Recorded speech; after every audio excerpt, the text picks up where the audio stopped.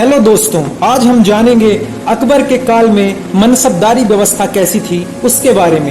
एक शक्तिशाली सेना के बिना अकबर ना अपने साम्राज्य का विस्तार कर सकता था और ना उस पर नियंत्रण रख सकता था। इस उद्देश्य के कारण उसके लिए अपने अमीर वर्ग को और अपनी सेना को भी संगठित करना आवश्यक था। अकबर ने ये दोनों उद्देश्य मनसबदारी व्यवस्था के सहारे पूरे किए। इस व्यवस्था में हर अधिकारी को एक मनसब दिया जाता था। सबसे कम मनसब 10 का और सबसे अधिक मनसब 5000 का था।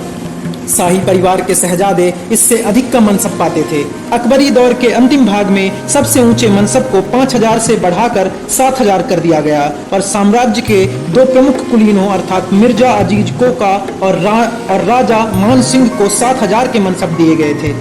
बुनियादी तौर पर यह अधिकतम सीमा औरंगजेब के काल के अंत तक जारी रही। अकबर के काल में मनसब व्यवस्था का क्रमिक विकास हुआ।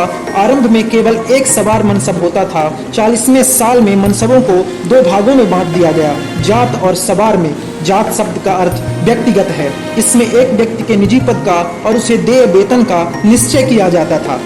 सवार से संकेत मिलता था कि एक व्यक्ति को कितने घुड़सवार रखने हैं। जिस व्यक्ति से उतने घुड़सवार रखने की आशा की जाती थी जितना उसका जात का मनसब था, तो उसे उस मनसब की पहली श्रेणी में रखा जाता था। अगर वह उससे आधे या आधे से अधिक सवार रखता तो दूसरी श्रेणी में आता, और अगर आधे से कम सवार रखता तो उसे तीसरी श्रेणी में रखा जाता। इस तरह हर मनसब में 3 श्रेणियां थीं।